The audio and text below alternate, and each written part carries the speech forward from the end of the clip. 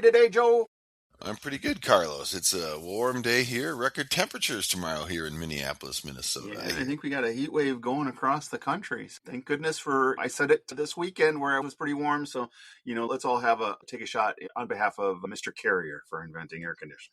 There we go. But yeah, it's good to be alive. It's good to be talking about The White Shadow, and we're on to season 2. And I want to thank all the people that listened to our last episode who recommended what other shows we might do after The White Shadow. And I know that was great. And Carlos and I will talk about that. And we also may have a special guest coming on at some point too as well. So really excited about that and details to follow. Yeah. But let's, as you say, Carlos, let's dive into The White Shadow Season 2, Episode 1. On the line. Yes. This is a Jackson-centered episode. Yeah, I think he's the lead again for in 2 episodes. He's really gotten a lot of screen time here in the first 2 seasons. He has. It's the neighborhood. There's guys that have cash and have flashy cars, and those are the kind of guys that the kids are automatically saying, hey, what's this guy got going on? And one of those guys befriends Jackson. Yeah. And it's kind of a classic age-old story, right? Where that guy wants him to gamble on their games, and only when he's like, as long as they're winning, that's kind of like, hey, you bet on yourself, you believe in yourself, right? And then once he's roped in, and then all of a sudden we need you to throw this one. Exactly. And then the other thing that kind of was interesting about this episode is I like the realisticness of sort of that pool hall bar / thing, and I'm still trying to get my head around how are these 17-year-old kids getting into these places. They just walk right in and nobody cares. Of course, the fact that these 17-year-old kids all look 30 might be why. This is true. And then there was a shot of a young woman at the bar, and I can't remember what the instance was, but it was some sort of thing like she was looking at him, or I can't remember what the thing was, but that was just an interesting little aside in that. That was a very much episode. A Stacy's mom type situation.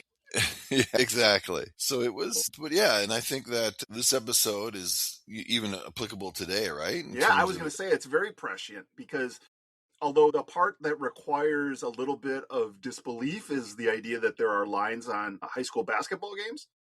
Yeah. But I guarantee you that somebody is setting a line on Texas football. Yeah. You know what I mean? Sometimes you have sports that are big enough, and maybe Central LA was something where high school basketball was so big. So just with the ubiquity and how easy it is to bet now. Yeah. Boy, the temptation is going to be there. If you turn him from a high school kid to a college kid, that's absolutely happening every day. And it's a problem we're going to have to deal with. So once again, the White Shadow going deep and serious. Yeah. And my theory too is that I'm sure they had a ring of truth with it because that was all under the radar, under the table kind of stuff. Yep. That was like you know this too, Carlos. Growing up, we'd see shows. People would talk about their bookie, people running numbers, stuff that is on the fringes of what that never was my experience. I knew people who bet with bookies and stuff. So I did grow up knowing people who did that, but it was almost like a TV thing for me too. I never had a bookie. The only bets I've placed have been legally in a sports book. Yeah. But the shadiness of that, it was a common thing. But this also introduces one of the big staples of the 1970s, which is post-Watergate, the investigative reporter. Yes. Is anybody who wants to make the world a better place, you didn't go into politics, you became the next Woodward and Bernstein. And this episode also centers on a young man who's a student who wants to write an article about the paper. Yeah.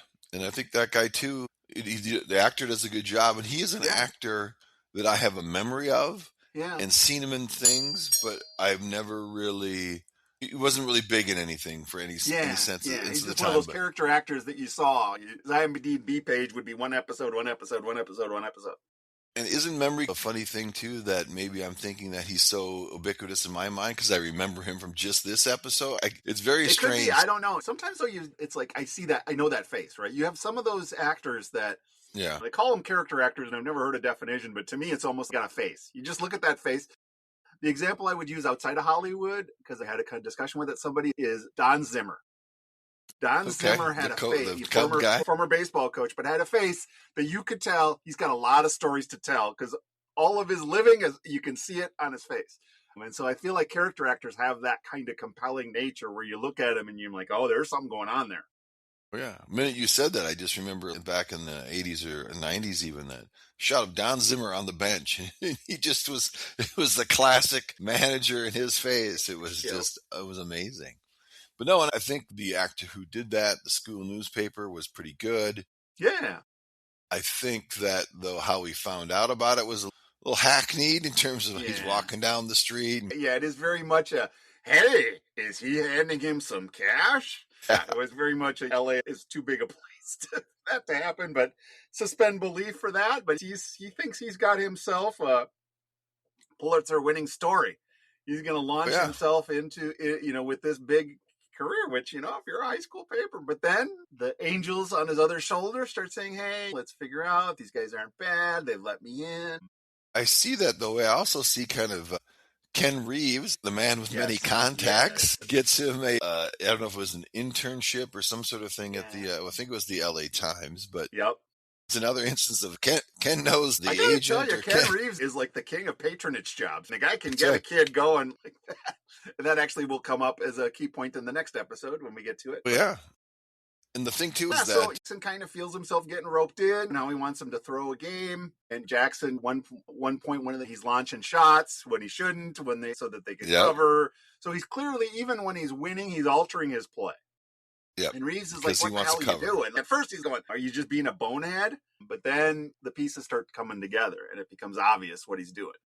Yeah. And I think, too, that think about if this happened today, there's no way that kid doesn't write the story. There's no way that doesn't become No. The kid is not going, especially since it's just the team let me cover them for a few days. If it's covering up some kind of a closer relationship. Yeah.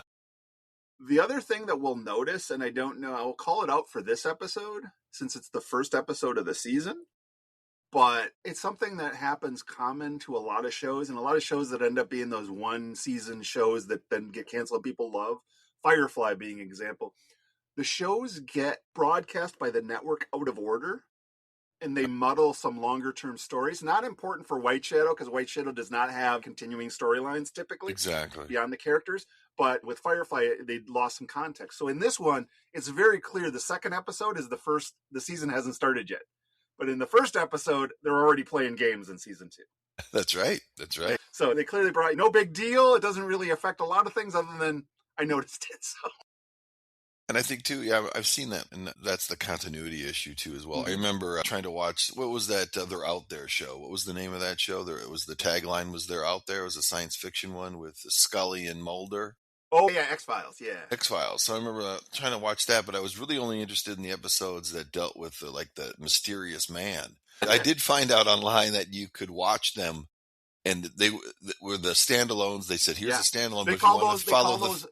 In X-Files lore, those are called the Monster of the Week episodes. You can skip the Monster of the Week episodes and watch the continuity episodes. Yeah, that was something that was very... But I love the Monsters of the Week. X-Files is not forgotten, but it's one of my top 5 shows of all time. So if anybody ever wants to do like the millionth X-Files podcast, call Carlos, because he'd be glad to do it. I'd love that show. So, but I think, too, that the very end when kind of Reeves gives him the knowing look, the player the knowing look. Yeah. And was like, this is, that's not the end. In our day and age, that would not be the end of it. Oh, no. Yeah, exactly. It was like there were no repercussions. There were no anything. There was no reporting to any authorities, or do we have to disclose this to the high school league? And if we don't, if it comes out, will we be suspended? None of those stuff. And actually, an episode later on in the season, which you haven't finished yet, one of my big notes is, this is not realistic because the lawyers would be the first ones that was called. But we'll get to that one. Now, do you think they're trying to broaden their demographic by having Ken Reeves wear that Cubs hat so we could pull in some of the Midwest? I don't know. Maybe they were, because, he did play for the Bulls, though. So maybe he considered himself a Chicagoan. A Dodger hat might have been a little more apropos. Yeah, so it's just strange to see him like in this episode, and I think he also wears it in the next episode. He wears that Cubs hat, and I'm like, where did that come from? That's another one of those things. It really is, but he does have the Chicago connection. Yeah, he does have that, but it was I thought it was interesting that I said, hey, let's put him in a baseball cap. But yeah, so this one was this particular show was a sort of a setup. Yeah. Just the new season, pretty much all the same faces, right? So there were those seniors on the team that we are aware of. There were no seniors last year, yes. At the end of season 2 is actually where we lose some players, and then we have a new set of recruits for season 3 that we'll get into whether or not that was Cousin Oliver or if it was still a quality show. But I think, do you have anything else? No, it's back at it on this particular show. I like the angle of as you would say in that 70s era, you're going to be a newspaper reporter was a big thing, and they put basketball and that all together. So I think that's what I have for my thoughts on episode 1. Yeah. All right. Let's move on to episode 2, Albert Hodges. Interesting show. You got to start off with a young man, Mr. Hodges, who had been wrongfully accused and convicted and served some time for a robbery that he did not commit. He is now back in the high school, and the vice principal tries to throw the charm towards Ken Reeves and say, hey, you know what, let's give this kid a chance. He's had a lot of really bad cards dealt to him, so let's help him get back into things. Albert Hodges has a chip on his shoulder. I think that if what happened to him had happened to me, I would have a very huge Rock of Gibraltar on my shoulder. So I tried to engage with him, but somewhere he developed the kind of the angry black man motif, which I hope that's not, to me, that means something. That is just, to me, what it means is you've got an African-American who starts to get educated about history. Yes. And how about a lot of their own history is not taught to them in schools, and a lot of the history of their ancestors is interesting. And so I feel like that's when the angry black man comes. I think of, he was a comedic character, but I felt like he represented that, which was Michael on Good Times. Yeah. Nowhere else, not in school, not on TV, had I ever heard the name Medgar Evers.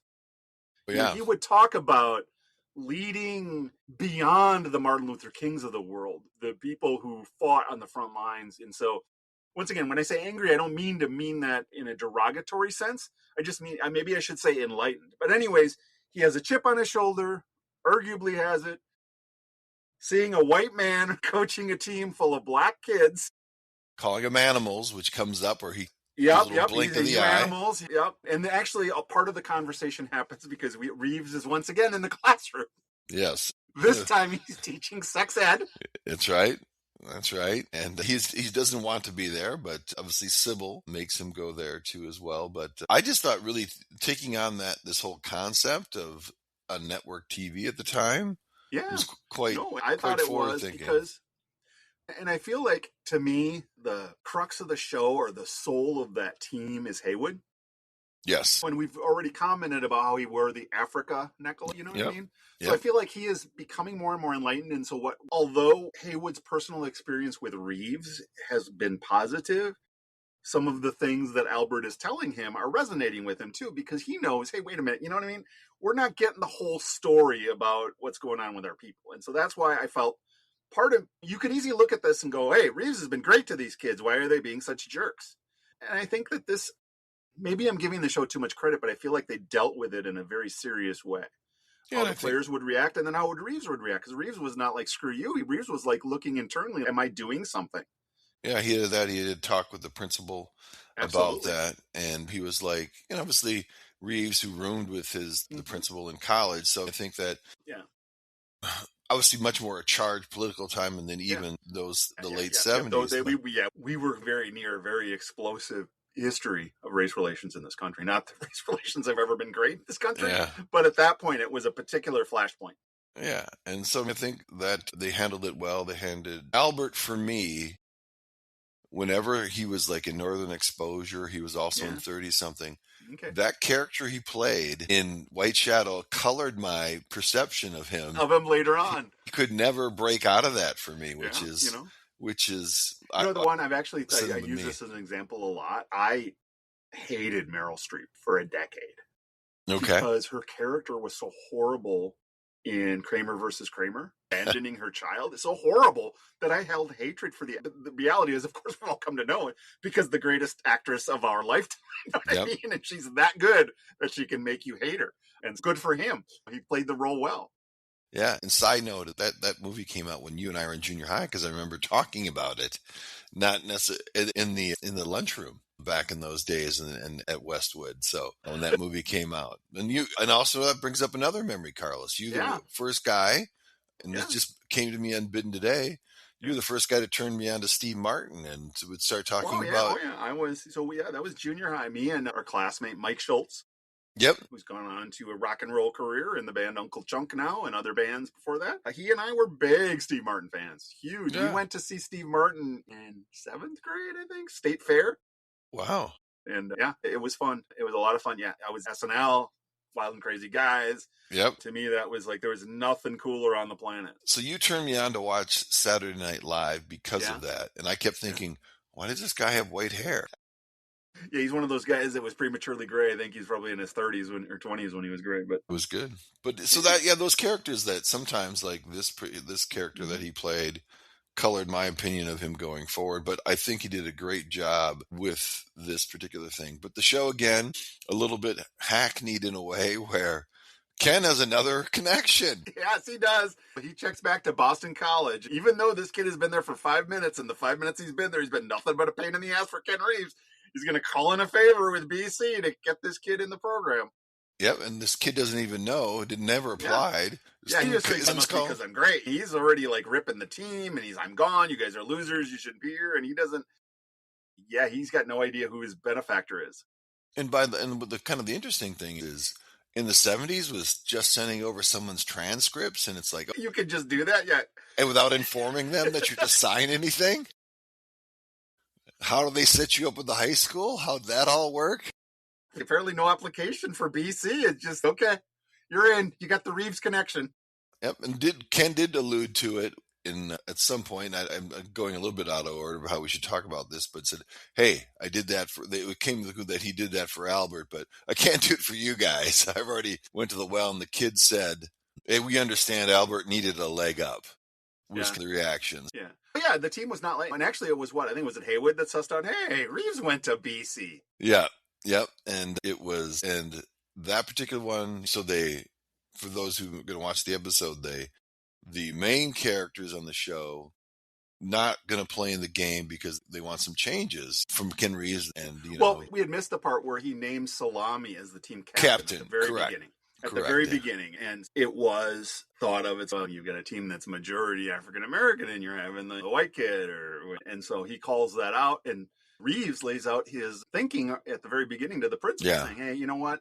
It was one of those, I think it would be good for him, thing, and he's thinking about more than just the team. He's thinking about the players and developing the players and things like that. So it was a representation of long-term thinking, but then the team vetoes. Yeah, comes to him and says, no, I can't. We don't want him to be the.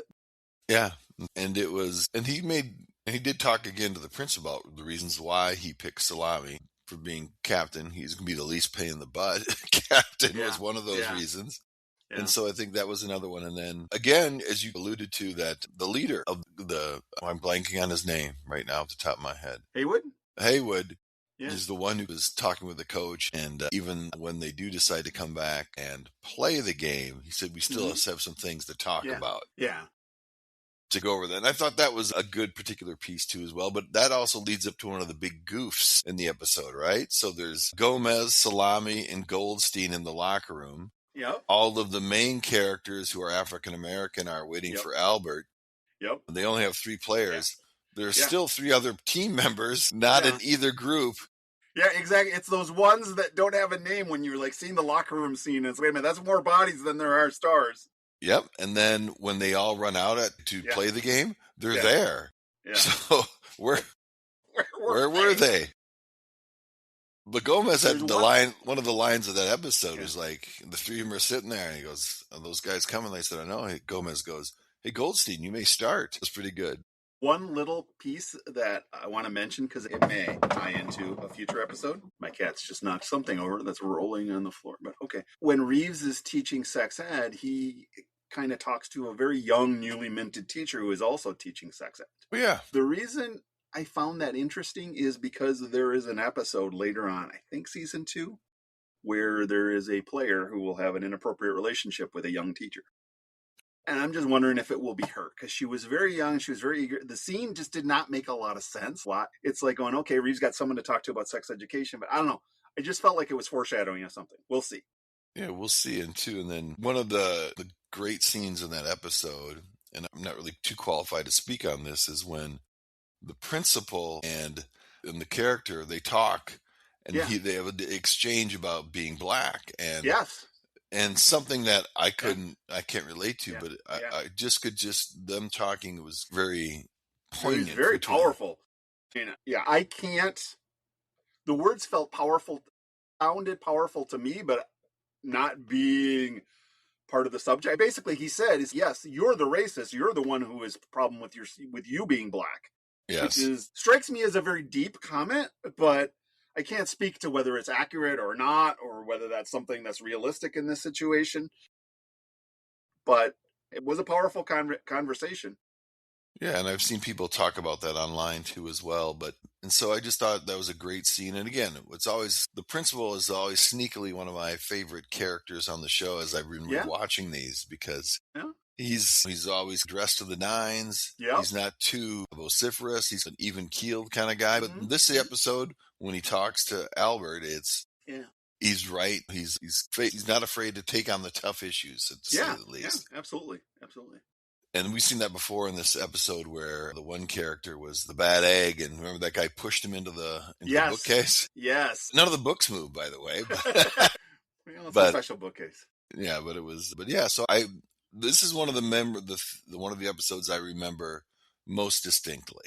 Okay. Was this it is a very distinct episode, and it deals with very powerful issues, because you've taken a team that we've spent a season plus getting to know and love and realize and think they're all on it working together, and then you have a kid that you throw in there and who says no.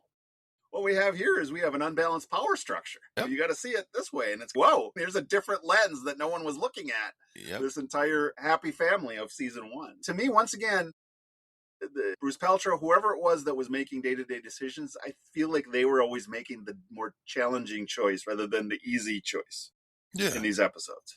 I could put up the thing that Albert was not right all the time, but he was not wrong all the time. No, he was not. And that's why I think Haywood is, to me, the kind of North Star. And Haywood, it absolutely makes sense to me that Haywood, despite knowing Reeves or his experience with him, will also listen to what he's saying. Albert because a lot of what he's saying is true. Now, once again, you can't take generalizations. You have to apply to individuals, right? So it could be generally true, but in this case, not true, which is, I feel like, where Haywood landed. Yeah. So it was a good episode, pretty powerful episode. Yeah. Early on in season 2. So I thought they did a great job with that. And again, memorable episode for me. Yep. Are we ready to move on to Crosstown Hustle? I am. I'm ready to move on to Crosstown Hustle. This is a Reese-centered episode. Correct. And I will say, for me, despite the fact that we've had an attempted assault on Miss Buchanan, to me, we are presented in this episode with the biggest jerk ever thus far on White Shadow. The coach of the other team? The coach of the other team. We're going to fill in some of the blanks here, but like a fancy suburban school. Correct. It needs a point guard or a backup point guard or something. And so they're like, hey, this Reese kid looked pretty good in the tournament. They don't use the word recruit. Yeah. But they recruit him. Opportunity. Yes. And when I was thinking about that coach, and they had the little basketball scenes or the halftime speech or the end of the game speech, I said, man, that was 70s and 80s coaching. It was. Just like in the last episode, what he called you animals. It's like that's how coaches talk to young men. I don't care if it's suburban kids in St. Louis Park, white kids in St. Louis Park, or like urban kids. That's how coaches talked. That's right. There was one way or there was the highway. Yeah. I'm trying to think of our wonderful coach, Mike Gavrin, who taught us things like they put their pants on one leg at a time, or they still got the window open there let the stink out from the last time you guys played there. Exactly. Any number of those things. But that was very much coach speak. So it was not out of line. I didn't see any racism in it because I've been called the same thing by coaches my whole life. Yeah. So I just think it was Reese. It's a fish out of the water episode, right? Yeah. Yes, Reese. You did notice that team was all white. Yeah. He shows up for practice. And it's obviously it's very upscale, very suburban. Who knows, Westwood maybe where it was. But I think that, again, they're commenting on, especially in this episode, sports and race. Not only with Reese kind of going fish out of water to that, they're talking about socioeconomics. The coach, your favorite coach, says, This place is a dump when they're playing at Carver. Well, and you got to go back because the rules are different now, but transferring schools used to be harder because they were afraid people would try to game the system, but there were certain reasons which you could transfer schools. And one of them, very 70s issue, was integration. We still had many cities fighting the concept of busing to have schools not be segregated. And so him saying, you know what, I want to help integrate that school was enough for him to get it okay, which 1978, absolutely how it worked. And and who was all for this was Joan Pringle, right? Absolutely. She was like, hey, this is gives him out. He gets him a better education, gets him this. But then I think we get a little bit, even at that time, a little bit of racism where they say, he goes, when those buddies come up to him and said, Reese says, man, I can't play with you. I got too much, this school gives me too much homework compared to Carver.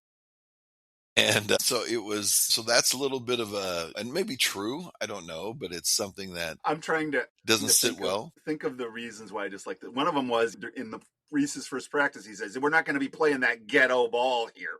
Yeah. And it's wow. Well, there's no dog whistle needed, my friend. That's right. And there's the time when Reese is freelancing during practice. I made the shot. Because that's not how we do it here. I've heard that before in practice. The other element that is important towards the end of the show is there's the assistant coach. Yes. For this coach. And that coach is win the championship this year. I move up. The spot is ready for you. I'm basically saying, hey, you scratch my back, I'll scratch yours. Everybody will be good. Yeah. And that becomes important at the very end of the episode. The guy has a moral compass. Yeah. What Reese finds out is this is not a good fit for him. Exactly. And the problem is he is told by that coach, the head coach, too late, sorry. You can leave, but you can't play basketball at Carver. Yeah. You can't retransfer. And he's like really stuck because he's not happy. But he wants to play basketball. So 2 things about that. Why didn't Reese know the rules, or Joan? All of these ones. Why did Sybil know the rules? Yeah, which was a little left me. Why did the assistant basketball coach? And ultimately, we learn at the end that Ken Reeves didn't know the freaking rules either. Yeah. So I thought that was interesting. And Ken, of course, went to talk to the coach. Cub hats firmly on his head when he's talking to them, and then at the behest of Reese's father, who. Yeah. Name is Harry Rhodes is the actor, played in... I recognize that guy from something, because his face was very recognizable. He was in The Conquest for the Planet of the Apes, which was... Wow! He played I can't remember if he played the governor or something of California, but that's what I remembered him from, and I was like... And then he was also in this show, Carlos, I never heard of, 85 episode of a show called Dakari. I've never heard of that show. 66 to 69. Game thieves, diamond smugglers, and big game hunters endanger animals in the African bush. Wow. So he was a little bit bigger earlier, and then after this, he pretty much guest stars and things. Right, random idea just hit my head. How fun would it be to do a rewatch podcast of every Planet of the Apes movie, beginning to today? I would love it because I think that I've watched them all except for the modern ones. I've watched the older ones. The original ones, but they're so fun. Yeah, and they have some really great scenes in those too. Absolutely. That we can save it for the podcast, but yeah. And then you'll see on the social media pages too, folks, that at some point in time I'll post this when I'm back in the saddle. We had a guest star on this episode. Yes. I shouldn't say our good friend, but a famous ESPN analyst, former University of Duke basketball player, Jay Bilas. Played, this is when he was in high school. I think he was only 16 or 17. Played the tall kid who was smirking. Wow. During the one of the coach's tirades. Nice pull. And I'll post a picture of him as a young man in his current picture. But yes, he obviously was in high school at the time over there, and I thought that was interesting. And then, Carlos, my last thought would be remember when Reese is at the school, 2 African-American football players come up and start talking to Reese. Do you remember that part? I don't. So Reese is on the bench for lunch, and 2 African... Yeah. Oh, yeah. And they talk... Oh, yeah, they do talk to him about what it's like being... Yeah. The recruits, if you will. The fish out of water. And Reese was talking to the one guy saying, hey, man, you were at Crenshaw. You had just this fantastic arm. Yeah. And then the other guy started... then he started talking. He said... but I'm not that here because we can't be. He goes into we can't think. Basically, here quarterbacks aren't smart enough or blacks aren't smart enough to be quarterbacks is what people believed well into my young adulthood. Yeah. Doug Williams, I was an adult with Super Bowl. So it was, I think Doug was like in the 80s, right? And then, but even back then, though, there was just the beginnings of that was breaking because James Harris, do you remember him? He played for Tampa Bay. He was another Grambling quarterback who was one of the very first to start. Yeah. And it happened just slightly after this episode. Not that I'm giving this episode credit. Back, it was after this era that former Dodger executive Al Campanis on Nightline with Ted Koppel said the reason we don't have black coaches is they just don't have the attributes necessary to be a manager. And then Ted Koppel's, hold on. I'm going to give you a chance to think about what you just said and maybe change it. And he just, he just kept digging. And so that was the mindset that existed nationally. You know what I mean? It wasn't 100% of the people, but that if you had to say consensus was that African Americans couldn't be quarterbacks, they couldn't be coaches, managers, and things like that. And so that's the lens you have to look at a show like this about. Yeah. It's not just about high school recruiting. It's high school recruiting and race. Yeah. You want to see a modern version of it. If you have not watched, this is another top 5 Carlos show, Friday Night Lights. But there's a big plot point where they recruit the kid from Louisiana post Katrina, and it's very much, or you don't even have to do that. What was that basketball movie? Hoop Dreams. Hoop Dreams, yeah. That came out in the late 80s, early 90s, which is basically some of these recruiting deals. Yeah, they're treating human beings like chattel. Yeah. And then I think, too, for this episode, it was just, I think they were dealing with that race. And I think, too, you talked about Al Campanis. Do you remember Jimmy the Greek? Yes. It was right around that same time, right? He started expounding his theories of race, and he shouldn't have done that. And he would disappeared from the scene. So some of these things all started back in those. I can't remember the time frame of Jimmy the Greek, but it had to be maybe. It was 80s. Right in that era.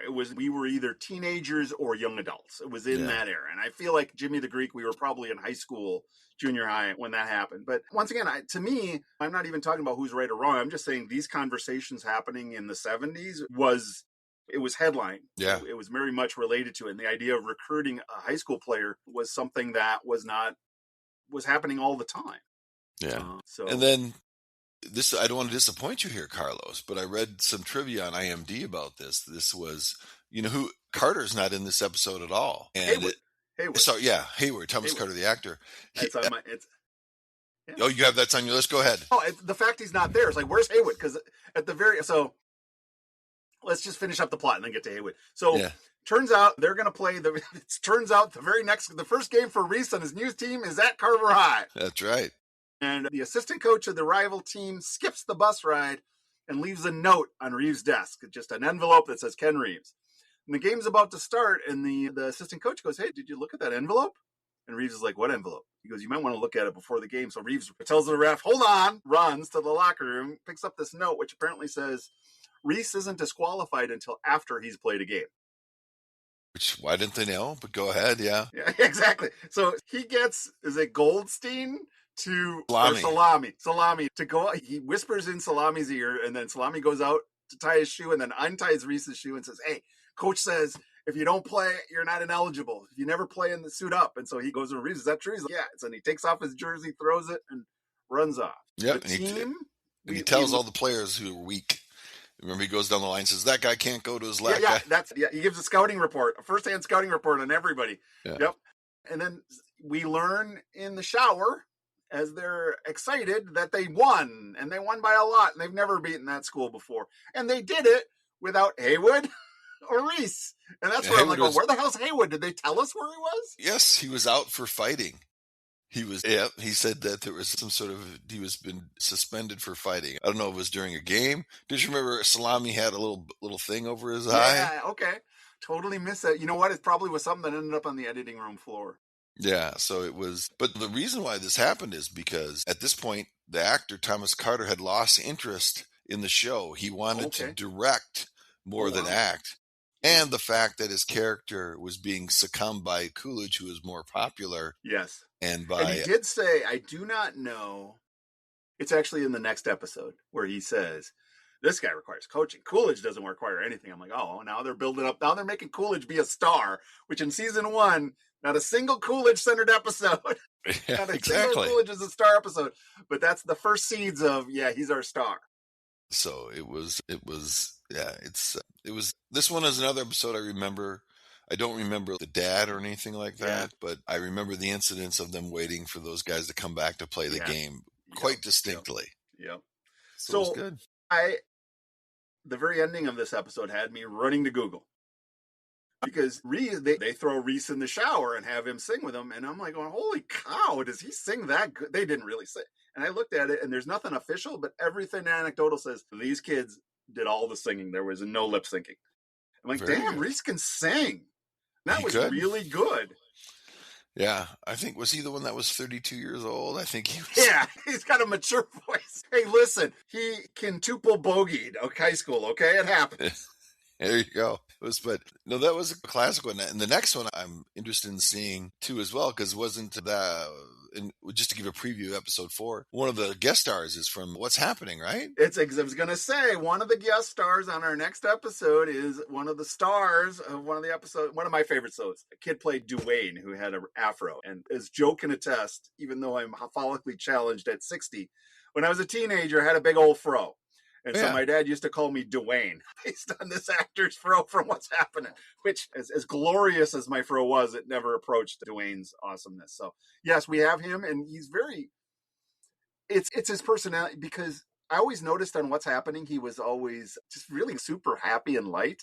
And I'm like, that must be his personality, because that's this player that he plays next week. But we'll discuss it next week, not to go too far into it. Yeah, good. Thanks, Carlos. Pleasure as always. Fun. Next week we'll come back for episodes 4 or 5 and however many we get through. Yeah. We'll probably pick up the pace since this is a big season, right? 25 Yeah, we should pay. Yeah, and then season 3, we may not do massive deep dive, because I think season 3, the quality might drop a little bit, but there's still some dramatic shots they take. Yeah. With that said, we'll post this episode here this coming Tuesday, and we look forward to talking about one of our favorite old gems, the White Shadow. Yep, and thank you all, fans out there. I believe now we have someone in Paris, France, I think. As I look. Can you think of anything better than strolling the Champs-Elysees with your AirPods in, listening to Forgotten Television? Exactly. But there we go. All right, Joe. It's good talking to you. We'll talk next week. Yep. Have a good night.